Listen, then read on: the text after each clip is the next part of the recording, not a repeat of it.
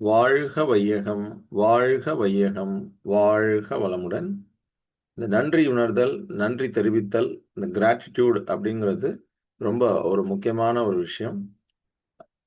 நம்ம எந்த அளவுக்கு நன்றி உணர்வோடு இருக்கோமோ, அந்த அளவுக்கு இந்த பிரபஞ்சம், இந்த பேரியக்கம், இந்த அருட்பேராற்றல், நம்ம என்ன பெயர் வைத்து அந்த கடவுளை வணங்கி, இல்ல எது சொன்னாலும், அது என்ன பண்ணும் அப்படின்னா, அந்த பிரபஞ்சம் நமக்கு இன்னும் அல்ல அல்ல நெறைய விஷயங்கள குடுத்துக்கிட்டே இருக்கும். ஏன்னா, நமக்கு கிடைச்சிருக்கிற விஷயத்துக்கு ஃபர்ஸ்ட்டு நம்ம நன்றி உணர்வோட இருக்கிறதுனால, சரி இவருக்கு இன்னும் நெறைய குடுப்போம் அப்படின்ட்டு இந்த பிரபஞ்சம் குடுத்துக்கிட்டே இருக்கும். ஸோ, அந்த வகையில நம்ம முதல்ல நன்றி உணர்வை தெரிவிக்கும் வகையில, நம்ம நோட்புக்ல அ நம்மை படைத்த இறைவனுக்கு நன்றி. நாம் இந்த பூமியில் வந்து பிறக்க காரணமாக இருந்த அப்பா, அம்மாவுக்கு நன்றி. நமக்கு வாழ்க்கை துணையாக ஒருத்தவங்க அமைஞ்சிருப்பாங்க. அவங்களுக்கு ஒரு நன்றி.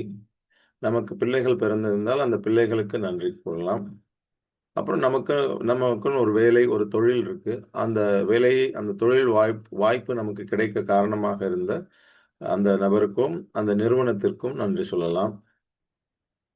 அதேபோல இந்த நிறுவனத்தில் அந்த வேலையை செய்யும்போது, நமக்கு வாடிக்கையாளர்கள்னு சில பேர் இருப்பாங்க. அவங்க நம்மளுடைய பொருட்களை, நம்முடைய சேவையை பெறுவதால் தான் நமக்கு வருமானம் வருகிறது அப்படின்னா, ஸோ அதுக்காக அந்த வாடிக்கையாளர்களுக்கு நம்ம நன்றி சொல்லலாம்.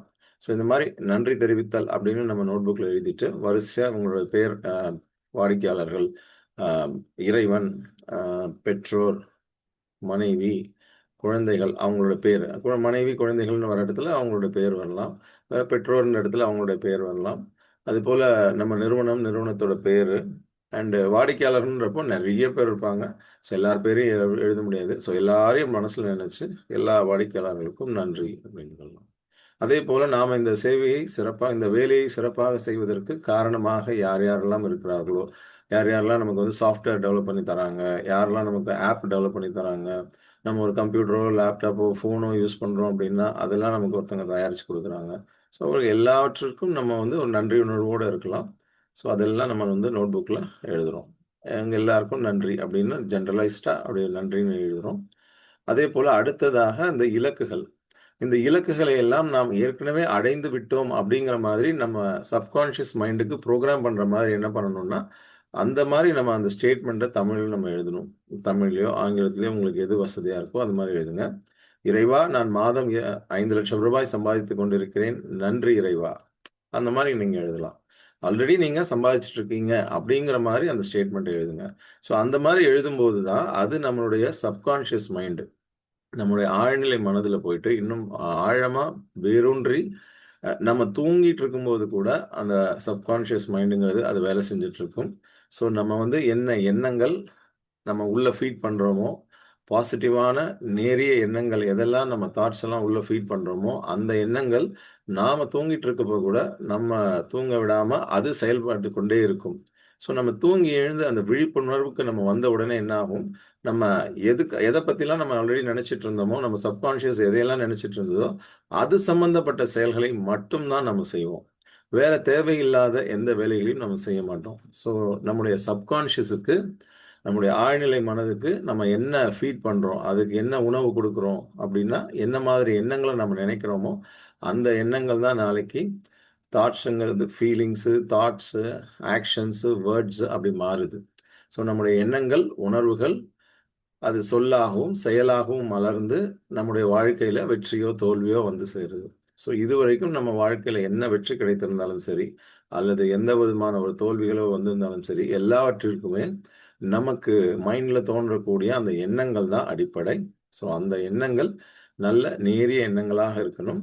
நம்முடைய வளர்ச்சிக்கு, நம் குடும்பத்தின் வளர்ச்சிக்கு, நம்ம நிறுவனத்தின் வளர்ச்சிக்கு, நம்ம வாடிக்கையாளரின் வளர்ச்சிக்கு, நம்முடைய தேசத்தின் வளர்ச்சிக்கு உகந்த செயல்கள் என்ன அப்படிங்கிறத பார்த்து, அதை நம்ம தொடர்ந்து செய்யும்போது, அத ஃபோக்கஸ் பண்ணி நம்ம வேலைய செய்யும்போது, நம்ம ஏற்கனவே என்ன வெற்றி பெற்றுக் கொண்டிருக்கிறோமோ, அதை விட பல மடங்கான வெற்றியை இந்த பிரபஞ்சம் நமக்கு அள்ளித் தரும்.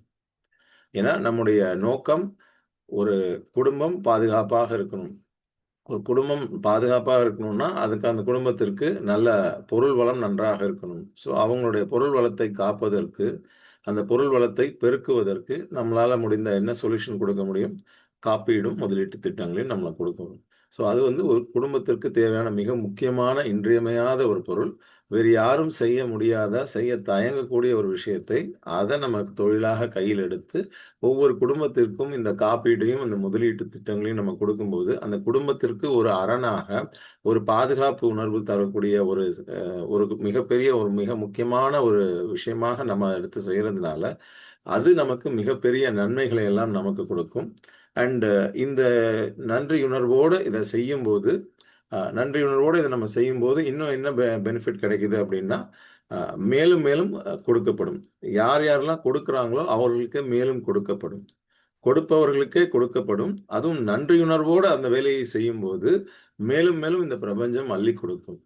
ஸோ, நம்முடைய வாழ்க்கையிலும் சரி, நம்முடைய வாடிக்கையாளர்களின் வாழ்க்கையிலும் சரி, ஒரு பாதுகாப்பு, ஒரு நிதி பாதுகாப்பு ஏற்படணும் அப்டின்னா, அதற்கு தேவையான அந்த காப்பீடு, முதலீடு திட்டங்கள நம்ம சிறப்பா டிசைன் பண்ணி, கம்பைன் பண்ணி, எப்படியெல்லாம் பெஸ்ட்டா அவங்களுக்கு குடுக்க முடியுமோ, அவங்களுடைய தேவையை பூர்த்தி செய்யக்கூடிய வகையில நம்ம பிளான்ஸ டிசைன் பண்ணி அவங்களுக்கு குடுக்கும்போது, அவங்க பாதுகாப்பா உணர்வாங்க. நாளைக்கு ஒருவேளை ஏதாவது ஏற்பட்டு விட்டாலும், அந்த குடும்பத்திற்கு அந்த ஃபினான்ஷியல் பர்டன், இந்த நிதிச் சுமைங்கிறது வராம இருக்கும். அத காப்பீட்டு நிறுவனம் ஏற்றுக்கொள்ளும். ஸோ, அந்த காப்பீட்டு நிறுவனத்திலிருந்து வரக்கூடிய அந்த தொகை குடும்பத்திற்கு ஒரு பாதுகாப்பாக அமையும். அந்த வகையில நம்முடைய ரொம்ப சிறப்பான ஒரு வேலையை, சேவையை நம்ம செய்து கொண்டிருக்கிறோம். அதாவது மக்களுக்கு தேவையான ஒரு ப்ராடக்ட்ட, ஒரு சேவைய அவங்க வீட்டுக்கு நேர்ல போய், அவங்க ஆஃபீஸ்க்கு நேர்ல போய் அவங்களுக்கு சொல்லி, எடுத்து சொல்லி, பலமுறை அவங்க ஒரு வேள எடுத்துக்கல அப்டின்னா கூட, அவங்களுக்கு அத அந்த பலமுறை எடுத்து சொல்லி, அவங்களுக்கு அதோட இம்பார்ட்டன்ஸ புரிய வச்சு, அவங்களுக்கு இந்த காப்பீடு, முதலீட்டு திட்டங்கள நம்ம கொடுப்பதால, அ இறைவன் மிக மிக மகிழ்ச்சி அடைந்து, இன்னும் மேலும் மேலும் நமக்கு அள்ளி அள்ளி கொடுப்பாங்க. ஸோ, அதனால நெறைய வாடிக்கையாளர்கள் இன்னும் நெறைய பேர் வந்து சேருவாங்க. ஒரு சாட்டிஸ்ஃபைட் கஸ்டமர் மூலமா இன்னும் பல 100 சாட்டிஸ்ஃபைட் கஸ்டமர்ஸ் வருவாங்க. ஸோ, ஒரு கஸ்டமர் பாயிண்ட் ஆஃப் வியூல, ஒரு வாடிக்கையாளர் பாயிண்ட் ஆஃப் வியூல, அவங்களுக்கு என்ன தேவை அப்படிங்கிறத மட்டும் பார்த்து, அந்த தேவையை பூர்த்தி செய்யக்கூடிய என்னென்ன பிளான்ஸ்லாம் நம்மளால கம்பைன் பண்ணி தர முடியுமோ, அதெல்லாம் நம்ம அவங்களுக்கு குடுக்கும்போது, அவங்க மகிழ்ச்சியாக உணர்வார்கள். அவர்கள் பாதுகாப்பாக உணர்வார்கள். அந்த பாதுகாப்பு உணர்வோடு அவங்க இருக்கும்போது, அவங்க நமக்கு நன்றி தெரிவிக்கும் விதமாக அவங்க என்ன பண்ணுவாங்கன்னா, நமக்கு இவ்வளோ அழகா நல்ல தேவையான பொருட்கள கரெக்ட்டான இதுல, கரெக்ட்டான அட்வைஸ, அன்பயாஸ்ட் அட்வைஸ், உண்மையான விஷயங்கள் சொல்றாரு. இவர பத்தி நம்ம இன்னும் நெறைய பேருக்கு சொல்லுவோம். நமக்கு கிடைத்த இந்த நல்ல விஷயம் மற்றவர்களுக்கும் கிடைக்கட்டும்னு, அவங்க நம்மள பத்தி மற்றவங்களுக்கு சொல்லி நம்மள ரெக்கமெண்ட் பண்ணுவாங்க. ஸோ, அவங்க நமக்கு ஒரு பிராண்ட் அம்பாசிடராக மாறி, நமக்கு இன்னும் மேலும் மேலும் நிறைய வாடிக்கையாளர்களை அவர்கள் கொண்டு வருவார்கள். ஸோ, அந்த வகையில சிறப்பான வகையில நம்ம வந்து செயல்படும்போது, நமக்கு இன்னும் மேலும் பல வெற்றிகள் வந்து சேரும். வாழ்க வையகம்! வாழ்க வையகம்! வாழ்க வளமுடன்! இந்த நிகழ்வில் வந்து கலந்து கொண்ட உங்களுக்கும், இதை YouTubeல் நேரலையில் பார்க்கக்கூடிய நபர்களுக்கும், நம் அனைவருக்கும் அருட்பேராற்றல் இரவும் பகலும் எல்லா நேரங்களிலும், எல்லா இடங்களிலும், எல்லா தொழில்களிலும் உறுதுணையாகவும், பாதுகாப்பாகவும், வழிநடத்துவதாகவும் அமையுமாக. நாம் அனைவரும் அருட்பேராற்றல் கருணையினால் உடல் நலம், நீளாயுள், நிறை செல்வம், உயர் புகழ், மெய்ஞானம் ஓங்கி வாழ்வோம். வாழ்க வையகம்! வாழ்க வையகம்! வாழ்க வளமுடன்! நன்றி சார். வாழ்க வளமுடன். நன்றிங்கய்யா. நன்றிங்க.